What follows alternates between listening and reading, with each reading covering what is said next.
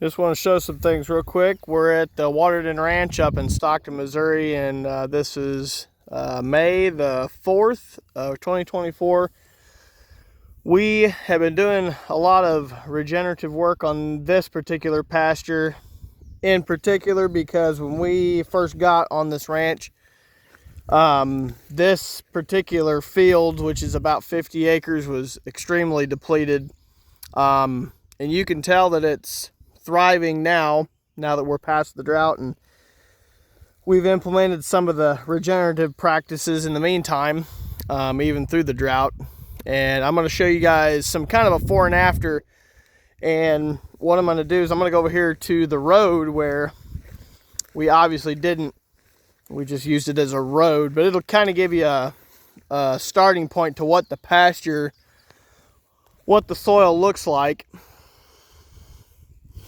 You can see it's very bare. You can see bare dirt. Now, granted, that is a road, but if you look here on the side, there's just a lot of bare spots, and the land is very depleted. Let me go over here real quick, get you a better look.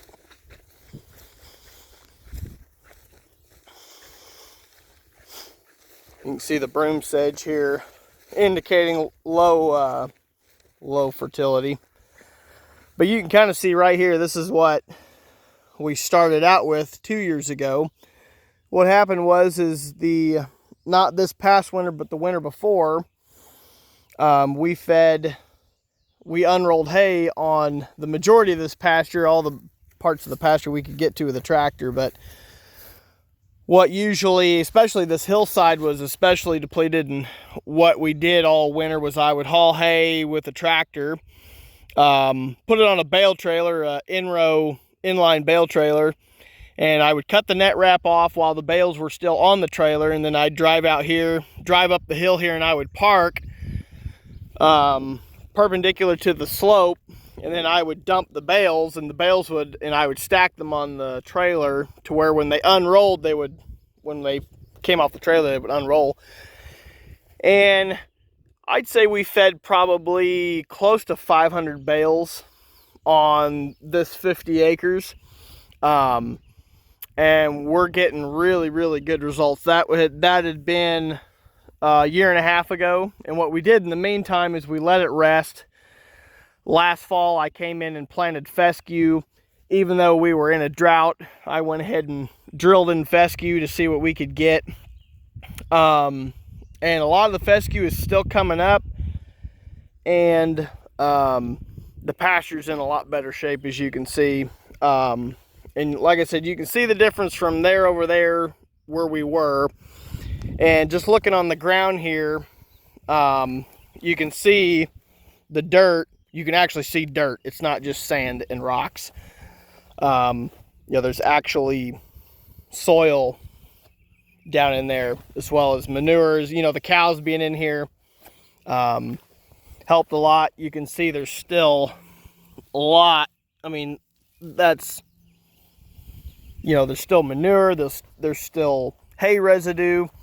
And the plants are really thriving, especially on this hillside. This hillside, I can't say how, or express to you how bad this hillside was. That hillside over there, that corner of the field, and these hillsides, this complete slope right here, it was real bad. And now it's looking real good. And we've also imported some beneficial species of plants and grass through the hay that we had bought. It was bought hay. You can see here, that's orchard grass. We didn't plant that. That came in through the hay. There's a lot more orchard grass. If you look, there's some red clover here and about. And then also there's fescue. Some fescue that is not in rows. Most of the fescue that's in rows is like right here. Here's a row, here's a row, here's a row. And then some of this is older fescue that was already here. Some of it was brought in with the hay. And so overall, we saw really big improvements. We toughed it out during the drought. The drought the last 2 years up here in Stockton has been really tough.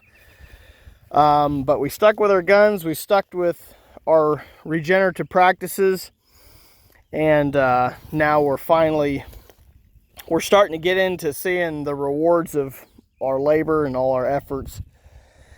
And so that's good. And some of the bad things about unrolling hay, and I unrolled hay on top of hay on top of hay. I mean, it was a very, especially this hillside was a real, I call it a high impact area. There are some dead spots still. You know, you can still see dead spots in there. There is some weeds coming up,